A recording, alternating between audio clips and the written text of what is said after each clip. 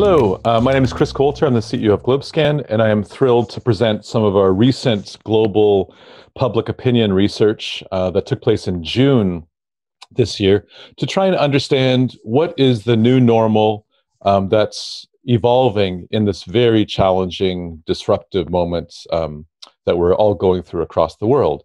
And at Globescan, we did a global 27,000 person public opinion study across the world.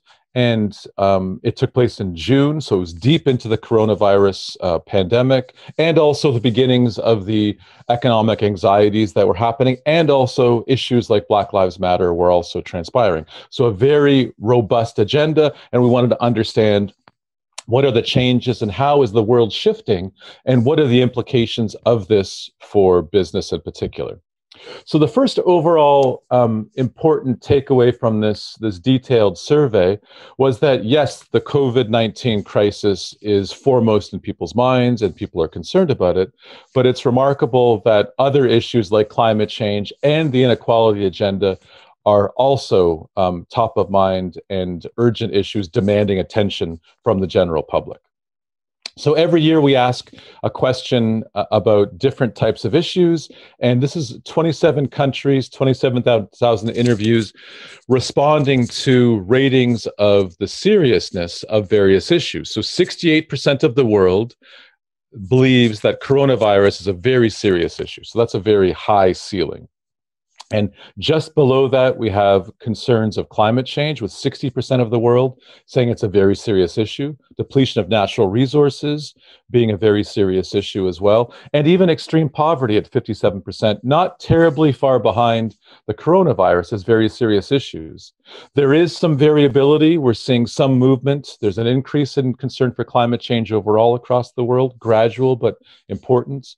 And there has been a slight decline in some environmental issue concerns like air pollution or single-use plastic, very much in response to the safety issues related to the pandemic. But also we're seeing increasing views and concerns for things like the economy, privacy, and also gender equality that's transpiring across the world. What's extraordinary, we think, in the climate change agenda is that in many cases, when an issue like the coronavirus explodes, as it has, and preoccupies the world and policymakers, we see a decline of other issues. But what's amazing at this time period is that we're seeing a gradual but steady increase in concerns for climate change, especially in some of the most important emitter countries like India, like China, and the US. And in the US, we can see that there's been a significant rise in concern for climate change over the last 6 years. So before the Paris Agreement came in place, there were 61% of Americans that climate change is a serious issue in 2014, and now it's 81%. So a 20-point increase over the course of 6 years, and reinforces the fact that this is a very dramatic issue that does demand attention from the general public, despite the economic anxiety and also the ongoing economic concerns.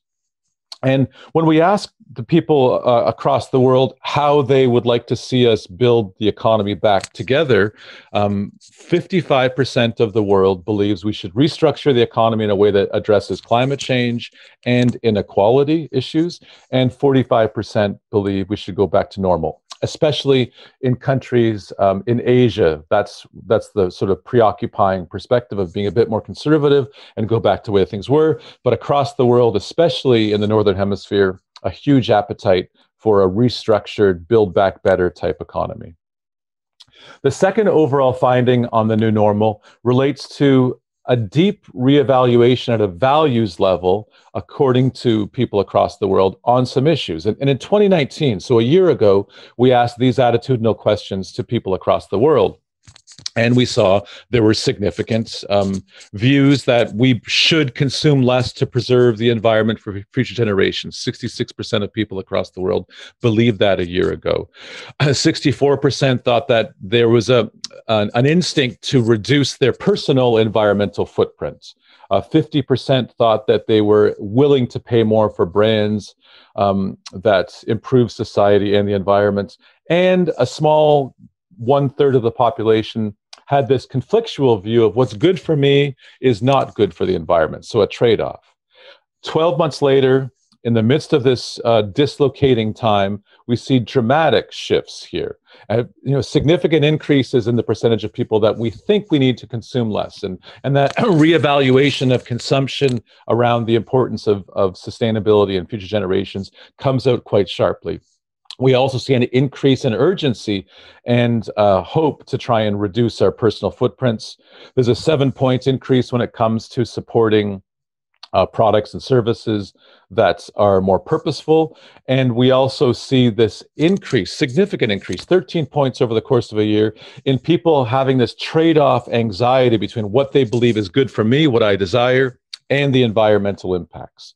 And all of this suggests that there's been a re-evaluation internally among consumers around what matters to them. And I think this time that we've had in lockdowns and slowdowns has really created a bigger conversation in people's minds as to what really matters and what's important. We also see that there's a very significant appetite for ongoing change. So across the world, we have 61% of people saying they would like to change their lifestyle when it comes to health and well-being a great deal. That's a significant proportion. 50% of the world says the same about creating a more environmentally friendly lifestyle. And 47% also want to try and be more helpful and engaging in their communities. So very significant levels of desire to change. And we do see some evidence that people have tried to make those changes. So we're seeing substantial proportions of people, especially young people. The younger you are, the more likely you have changed your lifestyle when it comes to health and well-being or environmental behaviors, or being engaging in the community and supporting family and friends and others. And there's this gap still between what we want to do and what we're able to do, which is also an opportunity for companies to be engaged in supporting a shift in lifestyle that we want. And finally, the important piece of the implication for what this means for business overall is that we're seeing greater trust levels in companies, more expectations that come along with that, and also greater interest in understanding what companies are doing around corporate responsibility. So first of all, we've been tracking trust in institutions across the world for nearly 20 years. And we're asking people to rate the trust they have in these institutions to operate in the best interest of society. So a very broad view of trust. And we see the rank order maintains the same, with scientists and academics at the top, very significant plus 72 trust ratings, and that's increased over time, despite these conversations of fake news. But in a pandemic and in a climate crisis, we're seeing the value of science and scientific approaches. And at the bottom, we have trust in global companies and national governments and national companies, but they've all increased over the last 12 months. And so there's been a trust inflation over the past year, and business has had probably the largest trust bump it's had since 5 or 6 years ago. And that's an extraordinary moment for companies to try and understand and build more momentum and relationships with the public and other stakeholders in this time. With that increase in trust, which comes, I think, largely from the response from business to the COVID crisis and the value that they've contributed to society, we're seeing very significant increases in expectations for companies to do more, to ensure that their products are safe and healthy, to provide important wages and address the inequality issues, and to treat employees fairly, to not harm the environment through their operations, and to have a bigger vision and purpose in society. And so these expectations are important, they're increasing, but the good news is that they're increasing at the same time as trust has also increased. And we're seeing a remarkable level of thirst and interest from the public across the world to learn more what companies are doing in the social and environmental space. And these are incredible spikes, and reflect, again, the value reassessment that people are going through and seeing these societal and environmental issues as ever more relevant and germane to their lives and thirsty for that information for companies. So this provides, I think, an important metric to show now is a good time to engage consumers and the general public and stakeholders, and to talk more clearly and frankly about what companies are committing to when it comes to sustainability and corporate responsibility. And one other important piece of the growing business case from this research shows that people, compared to 2016, have dramatically increased as consumers their interest in trying to support companies and brands that are purposeful, that are trying to make a difference in society, from 68% 4 years ago to 87% now. And when we identify retail shareholders, people who are investors in the general population public who have pension funds and play in the stock market a little bit, we're also seeing a very significant increase in that attitude that purposeful companies are more profitable than non-purposeful companies. So there's a growing business case that doing business differently in the right way is increasing. And all of this tells us, again, that we're seeing significant and dramatic shifts in how the public is responding to this crisis, and the acceleration of the business responsibility sustainability connection has grown quite dramatically. And there are important implications overall. One is that we do see, because of the thirst and because of the expectation shift and because of the opportunity of what consumers and the general public is wanting and needing from business, this is a time for bold engagement and communications, and I think business model changes. And secondly, there's a clear need to try and reduce the friction that people have between what they want to do, how they want to live, and the opportunity for companies and brands to try and close that gap and help people live the way they want to live in ways that are good for brands and good for society. I will pause there, and I think Danielle and I will have a little conversation now.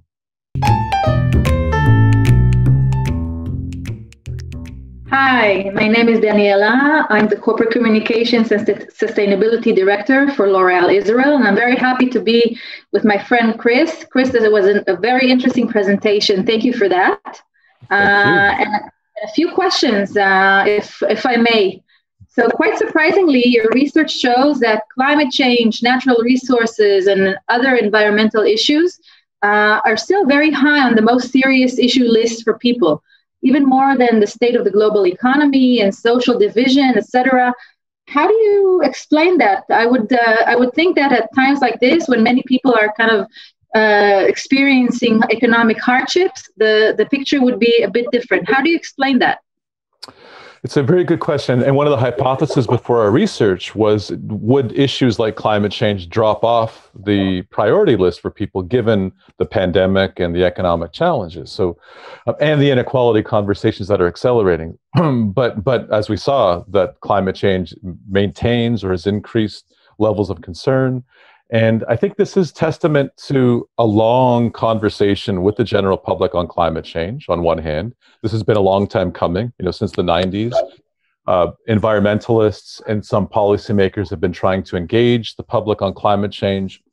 It's been a very windy road, but we've seen the realities of climate change, of the impacts that people are feeling on their lives. So 31% of people across the world, for example, have personally experienced the impact of climate change to a great effect. So when you have that personal experience connecting to the broader conversation, we're seeing a solidification of this being an urgent issue to address. And I think that, combined with the fact that people are reflecting upon what really matters in these times and what's the future going to be like for our children and grandchildren, and all of these things collide together into a broader ongoing support for climate change. The challenge, of course, people don't know what to do exactly. They feel a little bit disempowered as individuals. So this is an exciting opportunity for business to try and play a facilitative role and demonstrate a collective action approach, which is an exciting opportunity. Exactly. And this is exactly, like you say, where business comes in and where they start playing a role. And at L'Oréal, we've recently launched a 2030 sustainability program called L'Oréal for the Future, with science-based targets and based on planetary boundaries, and really tackling exactly what your research mentioned. growing consumers' expectations from companies to reduce both their environmental impact while helping the consumers themselves to reduce theirs, and through innovation, et cetera. And I'm wondering if you can give me some examples from brands that tackle this issue wisely. Well, I mean, I think L'Oreal's 10-year commitments and plan is remarkable. So I think that's one of the important examples that are happening in the world. But other companies are doing it as well. So IKEA is doing some really interesting work. They're framing it as climate action at home. So not only have they, on their own operations, committed very ambitious targets to reduce their environmental footprint and become climate positive at an accelerated pace, but they've also seen from their consumer demand and also their sense of what their opportunity is to transform people's lives in many ways by empowering them to live more sustainably. And so they've got a whole program related to identifying new products that can be offered through the IKEA retail experience, and also supplementing that with actions to try and nudge people towards more climate action, all within the context of trying to empower them so that they feel that anxiety that we're picking up is being reduced and people feel in line with their values in many ways. And I think the exciting IKEA goal that's quite powerful is they want to engage 1 billion consumers by 2030 on this whole notion of sustainable living. Which really reminds me of one of our targets in L'Oreal, really based on consumer awareness, which is kind of a device or an app that helps consumers make more sustainable choices while purchasing their products. To view the environmental and social impact of a product online was recently launched a pilot for the Garnier brand in France. It's called Product Impact Labeling. And I think we're going to see more and more brands, companies, corporations around the world innovating in order to empower their consumers really to know more and to make more sustainable choices. So that's a really compelling example that you gave by IKEA. I'm wondering also, we've seen in your research that you showed an increase in trust and business for the first time in a decade, maybe, directly related probably to the COVID response. Which is good news on the one hand, but on the other hand, how do you think business can continue to build on this progress and keep increasing trust? Yeah, it's a great question. I think we've seen at global policy discussions at the World Economic Forum and others that there's been a real ongoing threat to business by being trusted so poorly, and it expresses itself in cynicism among consumers and customers. It expresses itself in strange regulatory pressures and this negative populism that's been pervasive in politics across the world. So it's a very long-term challenge for, I think, business broadly, but no one owns it necessarily. So I think the response, I think, to and in very much the whole dramatic shift towards stakeholder capitalism, towards purpose being an important part of the business conversation, has pushed, I think, companies to respond at scale to a crisis like the COVID pandemic, which I think has tapped into exactly what the public needs and wants. I think there was a pleasant sense of surprise of the consistent effort from not one or two companies, but many companies across the world. And I think that's a fantastic opportunity. So now we need to build on it because we want to close that gap between other institutions and business. And there's an opportunity to really change the game because we have to be even more bold and dramatic going forward, given the inequality crisis we're facing and the environmental crisis that we're facing. So I think the job is to engage consumers and the public much more transparently, and to disclose and talk not just about what we're doing well, but also the challenges and vulnerabilities, and to get into real dialogue and conversation. And to, where we're required, to shift our business models to better long-term approaches to all of the things that we do. And we have dozens of companies in the world that are doing that deeply and effectively, and I think L'Oreal is in that category. Yet we have tens of thousands of other companies that have not come up to that level of a journey. So that's the exciting scale and pace opportunity we have, which will really shift the entire dynamic around trust in business. Yes, I agree. We still have a long way to go, and definitely, not so much time to do it, but hopefully, we will pick up the pace as the business sector. Maybe just as a last question, we see consumers' growing concern around many issues, and you mentioned a few in your research. What do you think are the barriers to consumers living more sustainably? Yeah, so and I think this whole consumer piece of the puzzle in from a lifestyle perspective is the last mile in many ways in the Sustainable Development journey we've been looking at for the last 30 years collectively. And we have almost 8 billion people on the planet living, and we need to address that, right? We need to find ways to radically shift to low carbon, circular approaches to consumption. And so this is a big challenge we have. And we can't do it unless consumers are empowered and catalyzed to think differently. But there are significant barriers at a systemic level. One is that there is an affordability issue where many people across the world look at the idea of sustainable living as something out of reach. It's just too expensive. It's for an elite group of consumers only. And so we need to shift that agenda and actually find ways to try and make it more accessible. Secondly, there is an information gap. We do see that people have an instinct towards they need to change, they want to change, they just don't know how. And so we need to find ways to facilitate and empower people with clear, simple, repetitive information of this is how we should do things and the choices.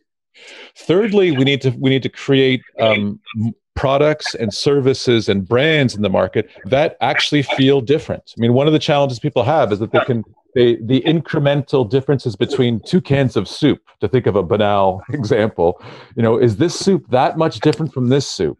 And how would I know? And all of that complexity in that conversation is very difficult. So we need to find dramatic breakaway options so people can see the real difference and then shift their behaviors and choices in many ways. And finally, we also need to find ways to have a systemic approach to this. So one of the challenges we have is that people feel alone, that they feel if I change my behavior and how I purchase or support brands or how I live, it doesn't matter if all of my neighbors aren't doing it. And we can think about it at a global level as well. And so we need to have a sufficient level of signals from business, from government, from civil society, as well as from communities to show this is inevitable. This is the way we all have to shift. And this is what's fantastic and cool and exciting about it. And do that at scale and repetition so that it becomes something very exciting. And the good news is the Gen Z work we've been doing shows that generation is completely ready and already bought into it. So now it's about bringing them along and having them demonstrate to the rest of us that this is the new lifestyle. Exactly, and that surely is our hope. Sometimes I think that maybe all of us working at sustainability, in our bubble, we think that this is an issue that everybody's talking about. But your research shows encouraging data that it's more and more increasingly, part of a conversation for many more than it used to be, and this is encouraging, and this means that we're going in the right direction. Although we have a lot of work in front of us. But thanks to research like Globescans and thanks to the work you're doing, it's a good opportunity to bring this data to the decision-making, to decision makers around the world, in corporations, governmental institutions, etc., to really take this actions forward and do more, because obviously we're living in a very, very disruptive era, and we have to do even more than we were doing until now. So I just want to thank you very much for this conversation. Chris, thank you so much for your presentation and for your input and feedback. Thank you so much. My pleasure, Daniela. Thank you.